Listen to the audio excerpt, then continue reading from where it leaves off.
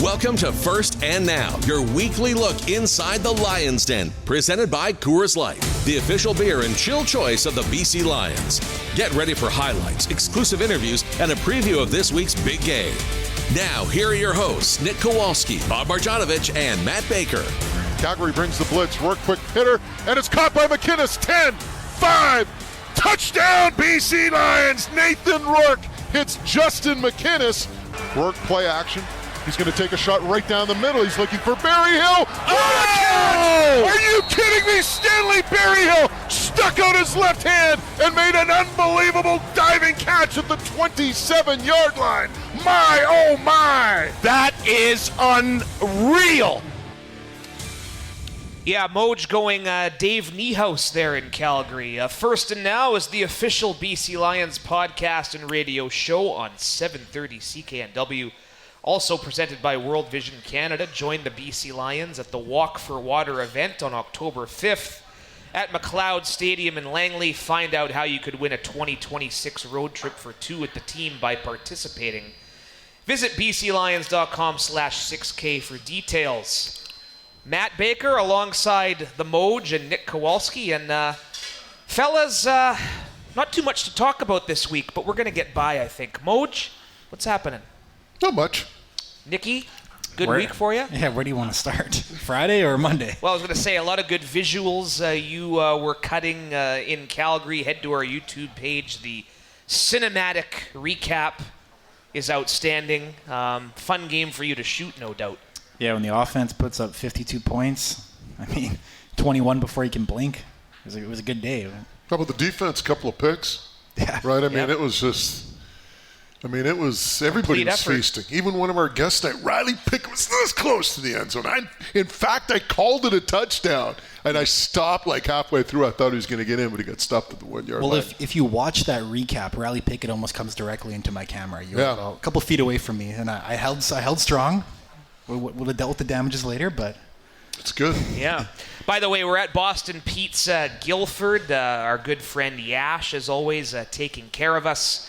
Got some food and drink specials for those in attendance. We'll probably have some prizes to give away. We're in a giving mood after a victory like that. Are you still got those Matt Baker autograph glossies you're giving to people? Yeah, I think I've got a few left over in the briefcase. Good. Yeah. And yeah, we'll get to the news of the week in the CFL in this opening segment in just a few minutes.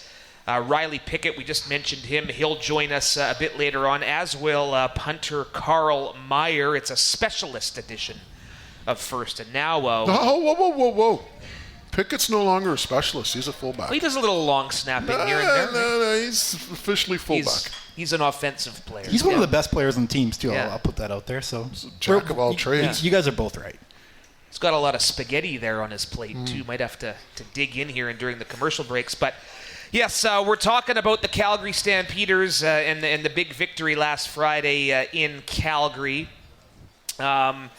Impressive enough effort, but really it has opened up, Moj, a lot of possibilities now in this West Division. Another meeting with Calgary to come. We're going to talk about the Toronto Argonauts coming to town on Friday first and foremost, but Moj, potentially the type of result where maybe you can look back and say it could be a turning point, yeah. But I'm going to tell you one thing right now. The players on this team better not have that mindset and look at this whole big picture. You know what the most important game the Lions have is? The next one. Friday. Right? Yeah. That's the most important game. Focus on the task at hand. Stay in the moment, as Buck Pierce says. Focus on Toronto. Don't worry about the out-of-town scoreboard. Don't worry about what's happening here. Just focus on your job, on your task, and move forward. And if you take care of that, you take care of that business, you're going to be in good shape. I was talking to Micah Alway about that very point after practice today. So they have the right mindset. And Nikki, we've talked about a couple of the guys doing good things in Calgary. What else stood out in your eyes? Well, I think what I'm about to say, if you haven't realized this yet, it'll make a lot more sense when you think, oh yeah, that's kind of why this game was different. But every single time Calgary scored in this game, the BC Lions came back with 7 points. Yeah. And the early start was there, and the early starts have been there, right? You think of maybe the Toronto loss, even the Hamilton loss at home in July, right, where James Butler scored twice early, but the finish wasn't there, right? And I think lost in, maybe a couple of those defensive collapses was the offense going 2 and out. prior to the winning touchdowns for the opponent. But this time, every single time the Calgary Stampeders put up points outside of their Rouge, the BC Lions came back and scored 7 points. So there was no opportunity for Vernon Adams Jr., PJ Walker, whomever, to come back in this game, and that's why I think you saw the result you did when it was a blowout at the end of the day. And let's not forget the Lions went into this game without 3 starters on offense, and Javon Catoy, the receiver, Jarrell Broxton, the left tackle, and James Butler, the running back. And the thing, too, that you talk about Catoy, oh, he's a receiver. Well, no. Javon Catoy is a multi-talented athlete who can play tight end. He can come down and block. He can do a variety of things for you with the offense. He's a jack of all trades, so to speak. Use that line again. But here's a story for me, and actually I'm writing a story on this for the Lions website.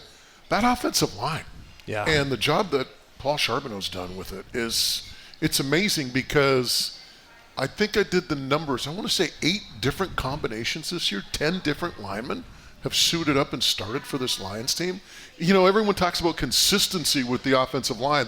You have to have the same 5 guys out there. It's about communication. It's about getting those reps together. It's about nonverbal communication. And the big thing that you get talking to, and I talked to Michael Couture, and I talked to Chris Slugger, and we'll talk to Riley about it, because I'm sure he sits in some of those offensive line meetings as well, is just when they sit down as a group, number one, it's Michael Couture who basically runs the meetings, and they do that because Michael Couture is going to be on the field. He's going to be the one calling things, right? He and Andrew Pearson will sit with Paul Charbonneau. They'll talk about what they're looking at, what they want in certain situations. But when they get in those meetings, everyone's participating. It's not the 5 guys that are starting. It's everyone. And everyone has kind of stayed invested, stayed in tune, and as a result, that's why you're seeing this offensive line playing at such a high level no matter who is starting for the offensive line. To me, it's one of the underrated stories with this team this year. Yeah, and when you consider the two starting tackles when camp broke, Dejon Allen and now Jarrell Broxton both out, and Dejon's missed the majority of the season. And he was a prized acquisition in the offseason. Absolutely. You ask Ryan McMaden, he was the biggest acquisition of the offseason, was to shore up the offensive line. You get Dejon Allen, and you look at this group this year, and like I said, tremendous props to Paul Charbonneau and to the offensive linemen for all of them just kind of staying in tune and being invested, and when their numbers called, they've all stepped up. Well, the running back room, I think, will tell you that they're making holes for them too. It's not just protection for Nathan, right? And another out of nowhere storyline, I think, for the average CFL fan was a guy named Xander Horvath, a former fullback for the Los Angeles Chargers, coming out and gashing the Stampeders, right? You talk about this league-leading Stampeders defense across the board, and it didn't matter who was in there, right? Kieran Poissant even made some catches in relief of Javon Catoy. But that 70-yard run, that was the exclamation point to obviously put the game away for good. Just an awesome day for Xander Horvath in his first CFL start. Yeah, I was so glad to see they picked the flag up, or whatever. Did they throw a flag on that was ended up being on Calgary, or they picked it up? I don't know. I think there was a Berryhill block that maybe I think they were looking at, but they picked it up and we're good to go. Yeah, he averaged 12.7 yards per carry, did Xander Horvath, and we'll see what Wednesday practice brings. I would imagine James Butler maybe gets some more touches in Wednesday practice. We'll see about a Javon Catoy. We'll see about Jarrell Broxton. Wouldn't rule out anything here for Friday against Toronto. All right, as mentioned, we'll hear from Riley Pickett and Carl Meyer just a bit later on. We might as well get to it. The news of the week while we have some time here in the opening segment of First and Now. The CFL announcing some incoming rule changes, some of which for 2026, others for 2027. Let's rattle them off here again. There's the modified Rouge. They're going to shorten the field to 100 yards and move the goalpost back. Those occur in 2027. You're going to see an expanded play clock to 35 seconds from 20. Moj, your reaction? Well, I mean, you look at some of the changes that Stu Johnston and the people have initiated, and they're doing it for the betterment of the game. But I look at some of these changes, and okay, you are trying to improve the game, yet there's a large portion of the fandom that believes it's the Americanization of the game. Most of the Canadian facets to the game still remain. I think the concern that most of these people have is they hope that it's not a trend, right? That, this isn't the beginning of the end of the Canadian Football League. So we'll see. Time will tell. I mean, 4 or 5 years down the road where this league is, and hopefully it's at the same place it is now, even better and bigger.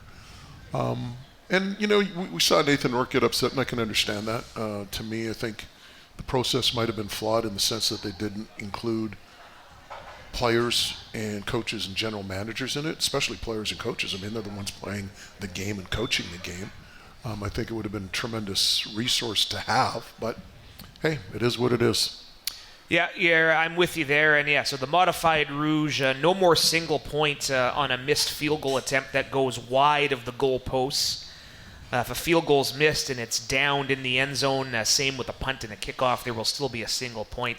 That I like, Nick. Glad we won't see any more possibility of games being decided on missed field goals at the end. I know it's not like it happened frequently, but it happened over the years. And forgot to mention that the opposite benches on the opposite side will be the other one that comes into play for next season. I think we're all in agreement that we like that change. But Nick, what has stood out for you? 2026, I think across the board, I've seen good reaction from, right? A lot of things that make sense, a lot of good explanations. 2027, I think like Moj said, the messaging was that they're trying to improve the product on the field. I'm a big wait and see with a lot of the 2027 things, right? I know they're projecting, more completions in the end zone, more touchdowns. I've been putting a lot of thought into this, scrolling a lot on X to see what people are thinking too, and there are numbers that, back both sides of the argument up just from looking at it. We'll see. A lot of this too is there's projections you can make, but at the end of the day, the coaches... You can spin the numbers any way you want. Exactly. Right? Yeah. And the coaches decide it. Here's the thing that disappoints me in the process is that Stu Johnson comes out and says, if there's going to be more decisions being made or the coaches will have to be more aggressive in the decision zone, which is whatever, from the 40 down to the 25. Yep. How do you know that? You haven't talked to the coaches. Hasn't been addressed. The coaches weren't part of the process. The coaches could just say, we get to the 40, we're going to coffin corner punt it. We're not going to try being stupid on 3rd and 9. We'll just punt it, and we're going to wind up pinning the other team deep at the 3-yard line or the 4-yard line. So to me, that's the part of the process that was flawed. That's the part of the process that should have included coaches and players to get their input on that, right? So that's, to me, an issue. And I've seen the last 10 years, third and 2 situations. I was looking at Derek Taylor, voice of the Winnipeg Blue Bombers, brought this up. 35% of the times on 3rd and 2 since 2015, teams go for it. They converted at 65% though, right? So there's a big discrepancy there in coaches' willingness still to go for it. And that's something where I think you think about the field position game, right? Because if there's a game where you go for it 3 times on 3rd down, go 0 for 3, and then you lose the game because of that, go on a losing streak, and then suddenly your job security is on the line, right? So that's why playing it safe is ultimately a... Well, think about the fact that if you're on the 30-yard line, it's a 52-yard field goal now. Yep, yeah. That's a huge difference. 15-yard end zones. That's the other one. So what do you do at 3rd and 9 if you're at the 51-yard line, or pardon me, the 32-yard line? Yeah. Onside punt's probably going to become more prominently. And again, everything you say right now has to be probably or maybe or I don't know. Here's the other thing too and again, I'm being devil's advocate here, and I'm probably being too critical, but this is the part that I don't understand either. Most of the times, people are talking about, look at all the innovations with the pitch clock in baseball, 3-point line here, all of these innovations. But those kind of went through test trials, right? Why didn't you run this whole scenario with, say, Canadian junior football for a year? Or why didn't you do it in your preseason and see how it worked out in your preseason? So it's just kind of been implemented without even having any test runs, which is another concern. When Major League Baseball did the pitch clock, they did the pitch clock in the minors for like 2 years. Same with the ghost runner on second for extra innings. All that stuff. It was all, practiced in the minor leagues, and players actually kind of grew up, or probably went through the minors knowing this, but at the same time, they kind of fine-tuned it in those situations. There's been no fine-tuning. We're going to find out. The fine-tuning will take place during games when it's all said and done. Hey, listen, the results will speak for themselves, and obviously people are confident that this will result in more eyeballs on the product, more ticket sales, more sponsorships, and if that ends up being the case, then it's mission accomplished, and I'm all good for that. But, I understand a lot of people who are hesitant to embrace change. Yeah, that's definitely going to play a big role in this. And I'm not sure I agree with people who say it's being Americanized, like outside of the goalposts moving back and the 100-yard field. Well, they say that because the facets that are being incorporated into the game are mainly American rules, right? You're going to a 50-yard field, which is, well, a 100-yard field, which is American, right? You're going to a 35-second clock, which is American. You're going to a smaller end zone. It's not 10, it's 15. But again, that's what people are using that term for. Still have 3 downs, still have the waggle, still have a bunch of the special elements. And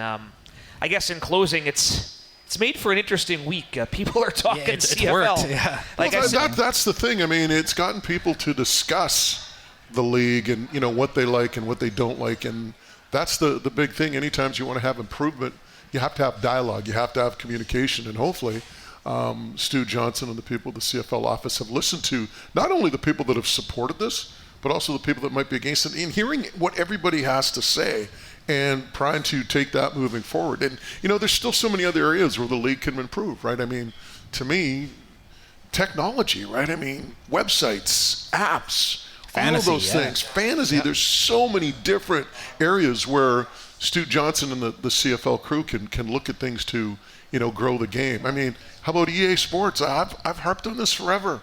You got EA Sports in your backyard. Why not get EA Sports involved with, you know, adding a Madden adding a CFL component to the Madden games or something? There's so many different things that the league can do to grow, and it's going to be exciting to see as they start hitting up a lot of these initiatives. Yeah, that's top of my list too, the EA note, because whenever I tell people I'm an Indianapolis Colts fan, they say, why are you a Colts fan? I say, well, because when I was 7 years old, I was playing Madden, and I loved playing with Peyton Manning. Yeah. So why can't you be 7 years old and be playing with Nathan Rourke? Exactly. Right, and I'll tell you one thing, the quirky thing about putting it into Madden is a lot of kids in the States will probably play the CFL versus they go, what's this, right? They're going to be and fall in love with it. Exactly. Fall in love and with have a lot of fun with it, right? The uniforms, exactly. the game, everything. Yeah, 3 downs, everything, yeah. All right, First and Now is presented in part by Hullo Ferries, proud island transportation partner of the BC Lions. Go easy, go Hullo. And we'll say hello to Riley Pickett coming up in just a few moments. We're First and Now live from Boston Pizza Guildford on 730 CKNW. First and Now is brought to you by Main Road Group, your roads, your team, connecting communities and driving our legacy. It is Matt Baker, the Moj, Nick Kowalski. Boston Pizza Guildford is a great spot tonight. All kinds of food and drink specials. We're giving prizes away. We're playing games. Lions Argos on Friday, our 5th annual Orange Shirt Day game. We'll talk about some of the special things going on before we're done. But we're going to bring in someone who we've been wanting to interview on this program for a long time. He's the pride of Saskatchewan. He's now a fullback. He's played long snapper, defensive line. Good locker room guy, Riley Pickett, joining us here. Pick, how's it going? I'm good, man. Thank you. Thanks, everybody. That's the biggest round of applause we've ever had for a guest, by the way. So. You know what? I'll take that, and I'll let everyone in the locker room know that tomorrow as well. So. Oh, I know you will. Yeah. Thanks for having me out, you guys. Yeah, thanks for being here. So we've talked about how the last couple of weeks, you know, the complexion and the outlook can sort of change. I know you guys are always in one game at a time mode, but what'd you like most about the win in Calgary on Friday? Honestly, it's going to sound cliche, but I like how our offense came out of the halftime and we started fast, because that was kind of one of our goals that we've had for the last couple of weeks. And the fact that we kind of came out, hit on all cylinders there, that was probably the best thing. Obviously, other than getting the win and 50-piecing them, that was probably the best thing for sure. We talked about it a bit in the opening segment, but we thought you had that touchdown there. I know I don't want to make you shake your head, but did that just make you motivated to get in there the next time? Yeah, for sure. If I could do it over again, I probably would have, jumped or something. But at the end of the day, ball security is the only thing that matters. And we scored the next play. So at the end of the day, it didn't really matter, and just had to go down there and run down on kickoff the next play and put it in the back seat. You mentioned ball security. Going back to, I think it was the opening night of training camp, was it Christian Matt, our running backs coach, that did that demonstration on ball security, right? Yeah, How much has that been ingrained into your mind since that night? Well, being part of the running back room, obviously it's preached on all the time, and we actually have a wall of shame and a wall of fame for, doing it properly and for guys that, have it hanging out loose. So you never want to be on the wall of shame. And Coach Matt, obviously he's been a 15-year CFL veteran, so he knows what he's talking about, and everybody listens to him when he talks. And obviously you just want to do your job for him and everyone else around you. Going into that game, there was some concern. And, even Nathan talking on post-game, I don't want to say he was concerned, apprehensive. I don't know the term, but even Nathan kind of hinted that he was wondering how the offense was going to perform without the three starters. Without Broxton, who's arguably the best offensive lineman, not only on the team, maybe even in the league. Without James Butler, who is leading the league in rushing, and without Javon Katoy, who is a multi-talented receiver with a unique skill set. But you guys don't miss a beat. What's been the key, not only with the offensive line, but just the offense in general, of just moving along no matter who the next man up is? Yeah, for sure. Like, going back to what you just said there, Brox is probably going to be the most outstanding lineman this year, and he's well deserving of that. Katoy is one of the most important players on our offense for sure, and JB is the leading rusher, and he can make anybody miss in a phone booth. So missing those three guys was definitely something that was on our mind, but at the end of the day, we went out there and we just rallied harder and played for each other and, played for those guys as well, because we know that we're going to see them back in the next week or two. We were talking about the offensive line in the first segment, and I imagine you've been part of some of those meetings with Coach Sharps and the offensive line, just going over blocking schemes and stuff. The one thing that, talking to everybody with that group, that's like been the key to their success, is having everybody on board and invested, and they're doing it in those meetings by having everybody feel like they're part of it and everybody knowing what the system and what's required of the system. Yeah, I know those meetings all too well. We actually don't meet as running backs. We meet with the O-line every day, every meeting. Mm-hmm. So we're all on the same page with, protections, run game scheme, what their defense is going to do based on, kind of their alignment, down and distance, time of the game, things like that. So Coach Sharps and Coach Matt have really done a great job of, the football IQ side of things and just letting us go out there and play fast and just have fun. That's kind of our motto in that room, is just go hit something and go have fun. Hey, what would 2021 Riley Pickett say if he was told that in 4 years later he would have 6 CFL catches in a season, running the ball, scoring a 2-point convert, all those things?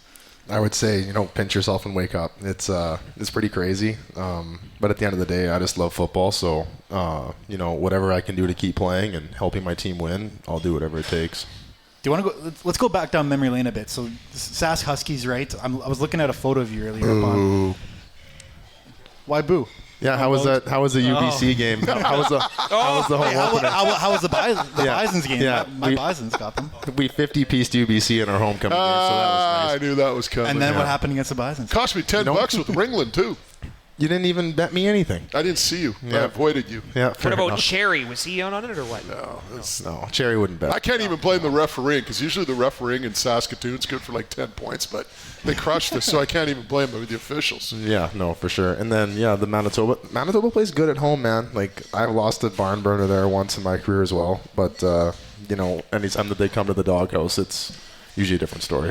It was 21, though, when you guys went to Montreal, right, for the semifinal? Yeah, it was, yeah. Talk about that experience. It was awesome.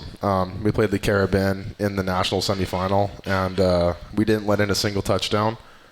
We scored the only touchdown of the game was in the last 2 seconds of the game, and it was my childhood best friend rounded in. And, just kind of being the villain on the road in Quebec, the loud sirens, everything. It was probably one of my favorite games, for sure. And I guess, I don't know if we even mentioned this off the top, but you were drafted as a defensive lineman, right? And yeah. Pretty good numbers in college. Then you transitioned to a long snapper in 2023. Why essentially did you make that transition that early into your career? Well, to be completely honest, just so I could keep playing football. I knew that I was a very, very good U Sports defensive lineman. I loved stopping the run. I was a decent pass rusher, but I didn't kind of have that twitch that edge rushers need at this level. And obviously the CFL, other than our team, we don't really run the ball that much. So, the run-stopping type of DNs aren't really that needed. So I just kind of was like, you know what? I'm going to lose 20 pounds. I'm going to get faster, get ready to go play CFL special teams, which is a true third of the game. And I'm going to learn how to snap. I'm going to throw this to you. There was a guy named Andrew Harris. You might have heard of him. He was here when he first started with the Lions. Wally Buono had him as, I believe, a safety, then a slot back, and then he finally got to play running back. Or it might have been the other way around, but he wound up finishing at running back.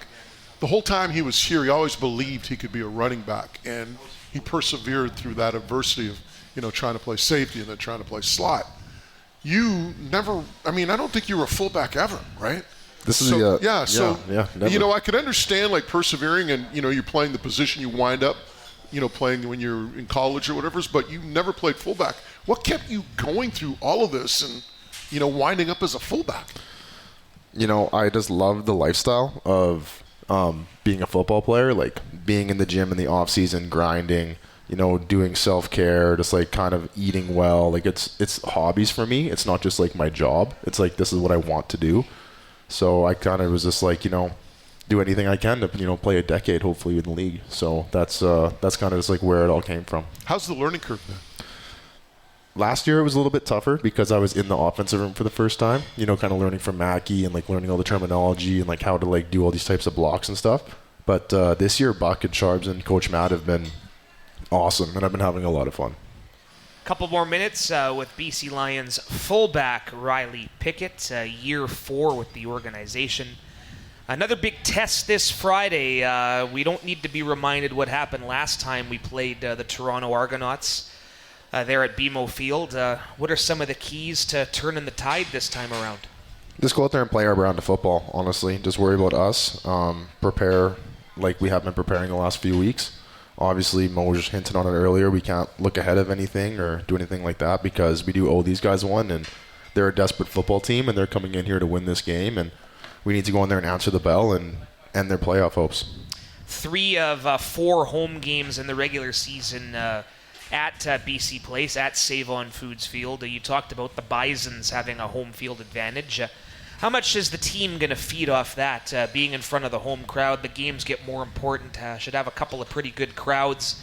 How exciting is that? It's definitely exciting. Football in September, October, November is always super exciting. Doesn't matter where you're playing. Obviously, playing at home is a huge advantage. Being in the dome, we're familiar with it. We can kind of have our own routine going into it, and we all like playing in BC Place. So it's going to be good for the next 3 weeks for sure. We were talking about Xander Horvath off the top, obviously, in his first CFL season. A big difference. I guess the NFL plays 17 games now, but CFL, you play 18 regular season games. It's a long season, right? It goes into November. You guys starting to talk about, like we're in for the grind and it's season's only beginning now? We haven't really talked about, like, that kind of stuff, Like, we just kind of go in there every day, just work, man. Like, that we just go in there and work. It's fun. It's football, it's business. So we haven't really thought too much about what's in front of us other than just like prep for day 3 tomorrow, to be honest. All right, we'll let you take a few more bites of that pasta. Looks pretty good. Pasta, meatballs. It's probably a bit cold by now, but I might. You better not still be eating as a D lineman. Yeah, exactly. He's exactly right. Riley Pickett, thank you for taking time. This has been good, and we'll look forward to doing it again. Awesome. Thank you, guys. Thanks, Riley. All right, First and Now is presented in part by Hullo Ferries, proud island transportation partner of the BC Lions. Go easy, go Hullo. How does one go from playing rugby in South Africa to being one of the CFL's top punters? We'll ask the man himself, Carl Meyer, coming up next on First and Now.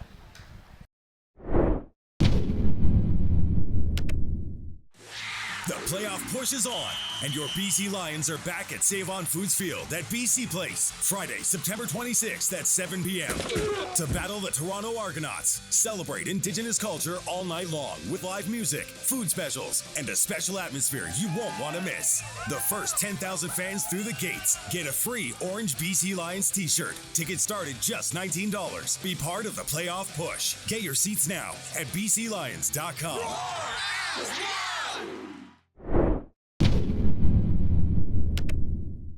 We welcome you back to First and Now on 7:30 CKNW. Moj and Julio have the Able Auctions pregame show.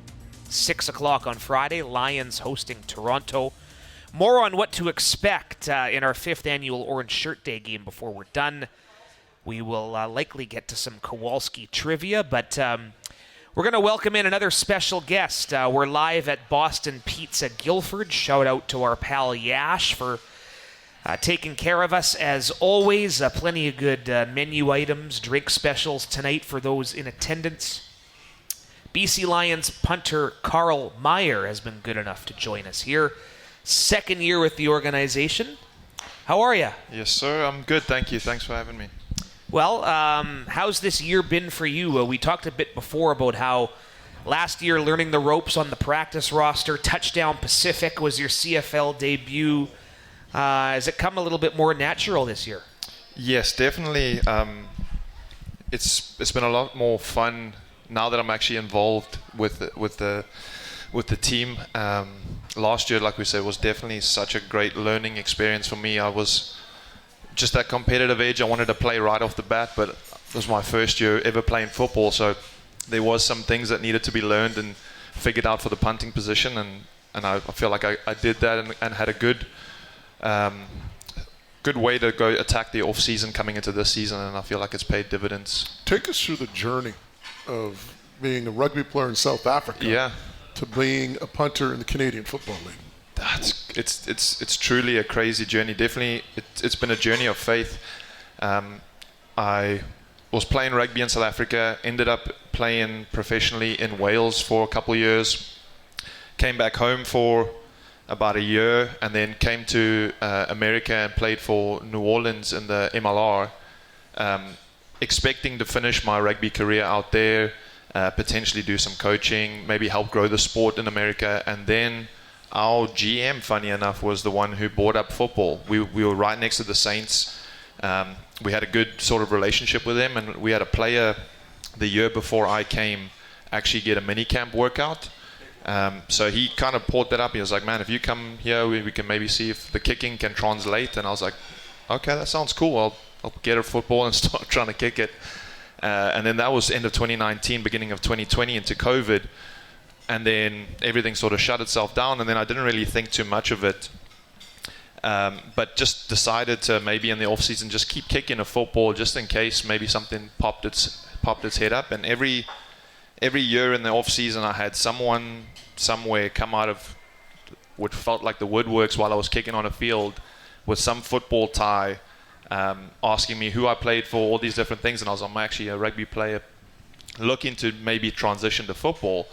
And I felt like that was kind of God leading me into taking that step out in faith. So I told my wife, I think this is what we should do. We prayed about it, and I turned down returning to the rugby team, not really knowing how this was going to look. I didn't have any teams interested in me. Didn't know any way to get into the football pathways or anything like that. But I took that step out in faith. Got connected with Mike Hollis, who used to kick for the Jaguars. I remember him. Yeah. Started working with him a little bit. He initially got me into the arena football. I went and kicked for the Jacksonville Jaguars for 4 games, and we ended up winning a arena championship my first 4 games kicking footballs, which was pretty cool. And then went out to San Diego to go kick with Nick Novak. And ex-Charger kicker? Yes. Yep. And then I was asking him, I was like, well, what's sort of the next step? And he was like, I actually have a CFL showcase next month. And I was like, oh, CFL? He's like, oh, the Canadian Football League. And I was like, okay, yeah. He's like, I want to get you involved in that. And I was like, yeah, please sign me up. And then got into the showcase, and then punted, kicked field goals, and did kickoffs, and then got drafted that year to the Lions, which is awesome. How much of a transition is there? People think, kicking is kicking, right? Oh, yeah. But how much of a transition is there, from kicking a rugby ball to a football? And then never mind the fact that, now when you're playing football, you got all these guys that are coming in, you got the crowds, all that. I mean, I could go, and I'm sure you know this as well, you could probably go out and find 10 guys that can boot the ball 60 yards and, bring them out on the field, boom, they can put them in front of 30,000 people and a rush. Yeah. Now it's a different animal, isn't it? Yeah, it's completely different. The rugby ball is slightly bigger and not as sort of heavy, so it's a bit more forgiving in terms of how you kick it. So if you kick it, if you don't hit the sweet spot, you can get away with a few kicks, whereas the football is slightly heavier, a little bit smaller, and the sweet spot is so much smaller. So if you do miss that sweet spot, the kick looks terrible. So it's definitely so much more technical in the ball, the drop, and your line. And then add on, I've never worn pads and a helmet before, so I had to get used to that. And then having a rush come on too. So all these little things made it so much more challenging, but I really enjoyed the challenge because it was something that I was really good at doing. Now I was like, can I do it at the highest level? And I'm grateful that the Lions have given me an opportunity, and I get to serve the team the best way I can. Carl, you talked last year about it being a learning experience and all the challenges you've had to overcome from then until now. What's something or some things that you're most proud of that you've developed over your time in the CFL so far? I think just from transitioning the rugby to football, I feel like the directional kicking has been really one of my strong points in finding those corners and kicking it down the numbers, and really being able to do that at the highest level this early, coming into playing a brand new sport, which has been really cool to see that all the hard work and stuff that I've been putting in the off season and all the coaching that have been helping me really see that starting to pay dividends, and producing that out on the field has been really cool. What about off the field, the country of Canada? You've gone to every road city, I believe, now in the CFL. Live in Vancouver. You've had your family out. When you think of Canada, what are your first kind of memories or best memories so far? Man, it's almost like a dream when we went to Whistler our first time in last year's bye week, and the drive down just felt like you were in some place magical. It was so beautiful. Yeah. How sound. It was unbelievable, and my wife was just in awe, taking pictures wanting to stop every 20 minutes to have a look at it. So BC is unbelievably beautiful. We've been trying to see as much as we can of it.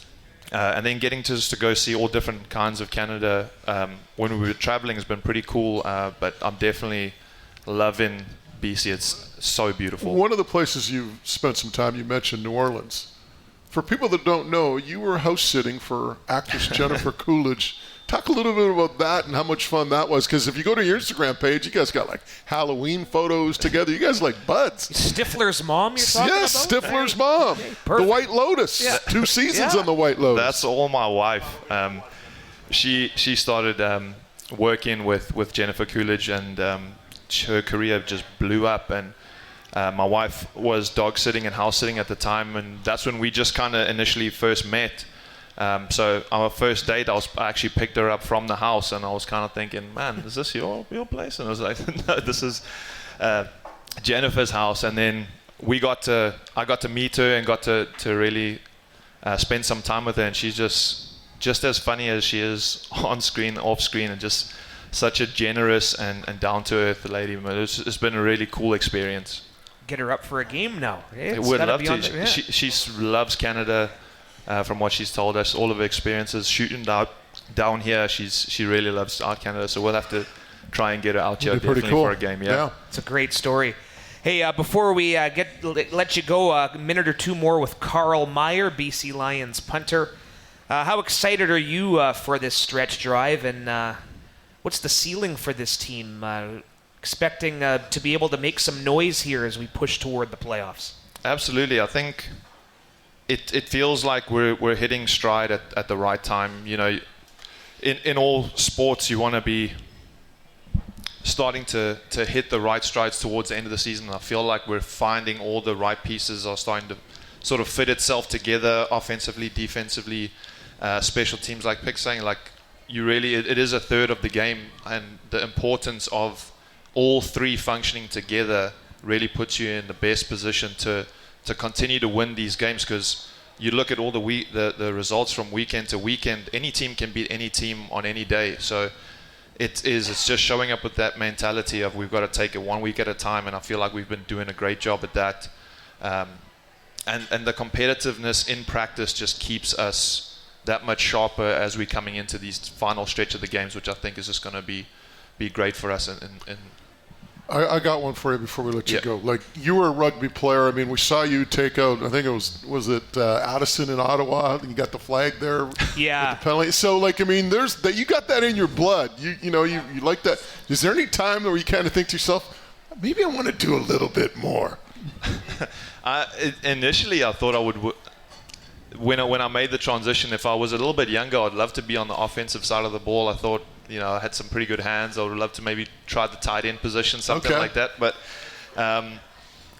from watching the games and stuff like that, I knew at some point that I would have to be able to make a tackle and get involved that way, which I kind of have missed from playing rugby for so long. My body, you get into games, you're like, man, I would love to just get one tackle in the day, or just to go. And so it's been fun to be able just to still contribute on that side. To have an extra defender on the field, I think, is also a great asset to have. Gives you cred with the boys too, right? Yeah, I think, you know, when you play in the punting position, people don't know what sport I played prior to this, and it was all about contact. So the punting position, like, you don't really see that too often as being more of a physical guy. So I take that as pride and just enjoy all facets of the game. Well said, my friend. This has been long overdue. We've been meaning to do an episode with you, and thank your lovely wife, Caroline, for allowing us to steal some time tonight. Absolutely. I know with the little one at home, it's busy at night with bedtime routine and everything, but this has been good. Absolutely. Thank you again for having me. All right, BC Lions punter Carl Meyer, the pride of South Africa. We are back to wrap things up and look ahead to Friday night. Lions Argonauts coming up on First and Now. First and Now is brought to you by Main Road Group, your roads, your team, connecting communities and driving our legacy. It's Matt, Moj, Nick. Final few minutes at Boston Pizza Guildford. Love this spot, one of our favorites, and we look forward to coming back soon. Before we wrap it up with trivia, the BC Lions are proud to host our 5th annual Orange Shirt Day game, honoring and respecting Canada's National Day for Truth and Reconciliation. Tickets starting at $19 Friday. First 10,000 fans through the gates get a free orange t-shirt. See a couple of those in attendance tonight. The specially designed BC Lions Indigenous logo. Indigenous Marketplace is back, allowing folks to market their products. And this is new this year. We have the Vancouver Indigenous Fashion Week and Supernaturals taking part in the halftime entertainment. Rock band Bitterly Divine and DJ Osho going to be performing. Always a special game, and the Lions looking for their first 3-game winning streak of the season. A chance to improve the playoff chances. We'll talk about scenarios hopefully next week. But a reminder, tickets starting at just $19 at bclions.com/Orange Shirt Day game. All right, Nikki, what do you got? Well, we're going to talk about that Nathan Rourke guy, right? Because heard of him. Yeah, he's been making headlines, right? Because he passed for the most yards by a Canadian in a single season on Friday. He's also approaching 10,000 career passing yards, so milestones are approaching for Nathan Rourke on a game-by-game basis. So he's still a long ways to go until he gets to the Anthony Calvillos, the Damon Allens of the world, right? But sure. Let's quiz you guys. Let's see how far he still has to go. So we're going to start with that. You guys, it's a pretty simple game here. We're going to play Price is Right style. You can go over. We're just going to go closest to. But tell me how many passing yards Anthony Calvillo passed for in his career. And we're just going to go quarterback by quarterback here. I picked some of the top guys. I have no clue. I'll put a ballpark out there. See what you got. So Baker's... I have a pen that doesn't work, by the way. You gave me a faulty pen. Did I? Okay, so Baker's got 42,311. Anthony Calvillo in his career. Okay, we got it. You guys, this is going to put some perspective into it. Anthony Calvillo had 79,816 passing yards. That was close. Yeah, so there's the bar. Point Baker. Point Baker, but he's way off. Can I tell you something? This is interesting. I've always had this discussion. I know it was sidebar very quickly. That's okay. But everybody remembers numbers. Yeah. Right? And they remember home runs, RBIs, 500 homers, whatever. Football? How many touchdowns Peyton Manning throw for? You know what I mean? Yeah. Like Yeah. 600. football, it's all about Everyone championship. remembers 756 Hank Aaron, Yeah, right? like Whatever. you don't have that affinity for numbers with football. But that's it. Good point. Yeah, Bo all right. The CFL, the active passing leader in the CFL are now Bo Levi Mitchell. What is he at? What is Bo Levi Mitchell at? So Anthony Calvillo is pretty preposterous. I'll put that into your guys' mind. 49,322. That's a pretty good guess, Moj. I will say that. Baker is writing down his answer. He has 39,150. Baker's closer. It's 43,000 for Bo. Ooh. Kevin Glenn. It's another tough one, though. It's Kevin Glenn. Mr. Longevity. Mr. played for... Former BC Lion, among others. 8 teams. Got it done for a while. What is Kevin Glenn at? He's in the top 10, I believe. 29,811. Yeah, we got to go way higher. We're one of the heavy hitters. No here, though. clue. Like this, I don't know, I'm 51,000. Baker almost nailed it. What? Baker, Really? Okay. Baker's rolling here. Kevin Glenn is 52,867. Baker wrote down 51,000 and change. Wow. Okay, let's go. How about this? Buck Pierce. Here's a different one. Oh, boy. What did Buck Pierce I can tell throw you for in his his Lion career? totals, but most of it with Winnipeg almost, probably, right? So you got to be pretty close, Baker. I thought you would have this one memorized by heart. Yeah, just about. Writing it down in press releases. 14,985. Ooh, Moj, you found your game. That's pretty close. Baker has 26,811. Point Moj, it is 15,289. Okay. So both 300 yards I off. get double points because I was within 500. Yes. Deal. Still 3-1. So we're tied. No, we're tied now. I got triple 3-2 points. Baker. All right, here's a good one. Russ Jackson, the all-time Canadian leader in passing. The all-time Canadian leader in passing. Russ But how many yards did Russ Jackson have in his career? didn't play very long, didn't he? It's still a pretty good number, in all things considered. Obviously, an era where passing wasn't as prominent, too. 14,234. Baker's got 34,220. You guys, split it in half. 24,593 is the answer. I won because I was lower. I'm going to give point Moj just because I'm... Yeah. So- And I win the tiebreaker because I'm older, so Moj wins. No, how about we'll settle it with this? We'll go... Sure. Who do you guys want? You guys want a Lion? Do you guys want an OG of the game? More current? It's your game, bro. Let's go. Yeah. Pick Baker. Lion. Go Lion. OG Lion. OG Lion. All right, let's go. Damon Allen right now is who we got on Damon this Allen list. is an OG. 25 years ago. Damon Allen all-time, though? All time. Lion? Jerry All-time. Taggy's OG. As a Lion, he's 27-something. But Damon Allen had another he had Yeah. preposterous numbers, too. Calvillo did break his record, so kind of gives it a hint. 69.65. 64-20. So Moj just prices righted Baker. Moj is correct because it's 72,381 yards for Damon Okay. Allen. Do you want to go one? I think we're tied actually now at this point. We're fairly tied. Yeah, we now. got time. Okay, we'll go one more. How about here's a good OG one. Ron Lancaster, Saskatchewan is a Rough good Rider, one. great. Played a long time in the CFL too. It's a pretty high number. How many yards did Ron Lancaster have in his 47,931. career? You guys found your stride here. Baker went 58,450. Baker blew a 3-0 series lead because Moj is correct. The answer is 50,535 Ooh. for Ron Lancaster. So Okay. you guys are pretty close. Moj pulled an 04 Red Sox. Good job. Good job. And just for fun, You had to bring that up to a Yankee fan, didn't you? That wasn't my intention, but yes. Lastly, just for fun, I know we said off the top we're a long ways away for a guy like Nathan Rourke, but Nathan Rourke has started 32 games in the CFL and has 9,618 yards. So assuming Nathan keeps his pace, I know injuries and whatever else can be a factor along the career, but in exactly 13 seasons from now, which is 234 games, Nathan Rourke would break Anthony Calvillo's record. He would be 40 years old, and this is if he keeps his exact pace going for the rest of his career. Obviously, a lot of variables, but it's... Even with the field getting shorter? No, we'll see, right? There you go. More touchdown passes for Nathan Rourke. Definitely more touchdowns. All right, fellas, good job. Always a good game. Reminder, Lions and Argonauts Able Auctions pregame show at 6 o'clock on Friday.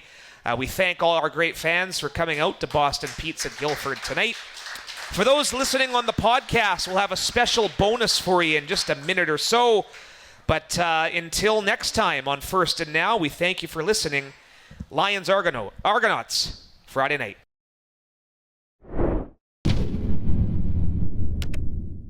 The playoff push is near. Join the BC Lions at 7 p.m. September 26th as they face Toronto at Save on Foods Field at BC Place. Celebrate Indigenous culture with live music, food specials, and orange t-shirt giveaways. Tickets at bclions.com.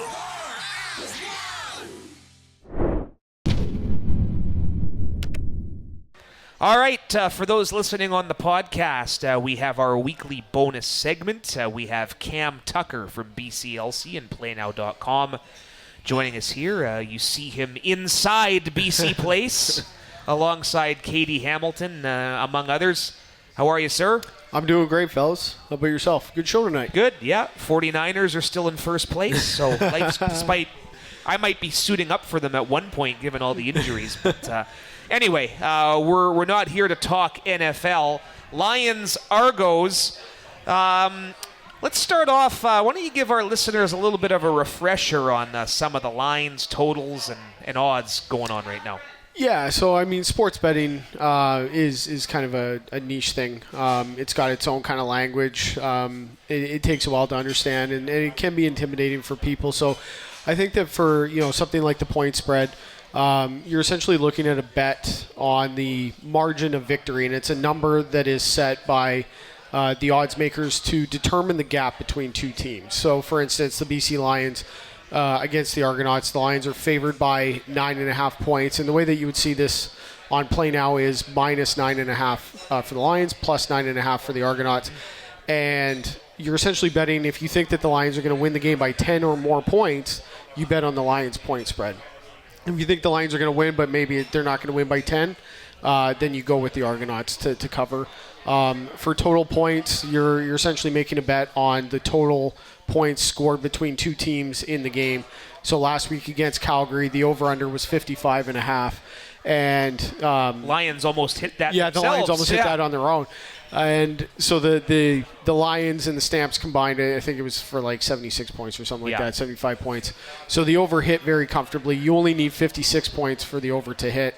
And then for odds, there's different formats. There's decimal odds, there's American odds, there's fractional odds. I don't like fraction odds at all. But I think decimal odds are the easiest to understand for those who are just getting into sports betting. And then for American odds, that's what you're going to see on TV, where you've got minus 110, plus 105. And for American odds, you're essentially looking at $100 as the risk or the reward. If you look at the odds at minus 110 and you bet 100, you're essentially going to have to risk more than you're going to win. Whereas if you bet $100 at plus 105, if the bet hits, you're going to get a bigger payout than what your bet amount was. All right, good explanation, good refresher. All right, how big of a shift have we seen in the Lions' Grey Cup odds and the odds for Mr. Nathan Rourke to win Most Outstanding Player? Yeah, this has been a significant development the last few days at PlayNow. The BC Lions, before kickoff on Friday against the Stamps, their odds to win the Grey Cup were plus 1,500, so they were certainly further down the board. And I think the game against Calgary, that had to be their most complete effort of the entire season. I mean, start to finish, they got off to that hot start. Anytime Calgary tried to build momentum back, the Lions snuffed it right out. And that was a tough test because Calgary's defense was among the top-ranked defenses in the CFL, and Nathan Rourke took him to task. So that was a big win, and what happened was on Saturday morning, we actually saw those odds go from plus 1,500 to plus 650. Today they were plus 500, so they continue to shift, and they've really closed the gap between where the Lions were and where the top teams like Saskatchewan at plus 225 are. So that's a big shift. And then for Nathan Rourke, plus 3,300 to win Most Outstanding Player 2 weeks ago. He's plus 110 now. So if you think about that in terms of probability, he had about a 3% chance of winning MOP 2 weeks ago. It's now at 48%. And it's essentially a two-horse race. You've got Bo Levi Mitchell, who is the favorite at minus 154. You've got Nathan Rourke at plus 110. And I think that what might give Nathan Rourke the edge going down the stretch is the fact that not only is he's ranked third in yards passing and third in touchdown passes, but he's I think it's like 7th or 8th in the CFL in rushing. And he's 4th in rushing touchdowns. Like, that's huge. So he can get it done with his arm, with his legs.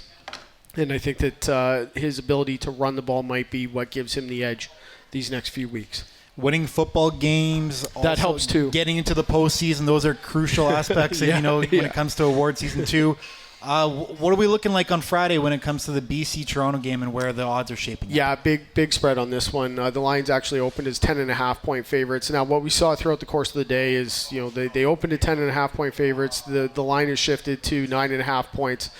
And I think that's looking at the Argos and maybe some uncertainty at the quarterback position. Nick Arbuckle reportedly practiced. He took, I think majority of the reps today with the first team.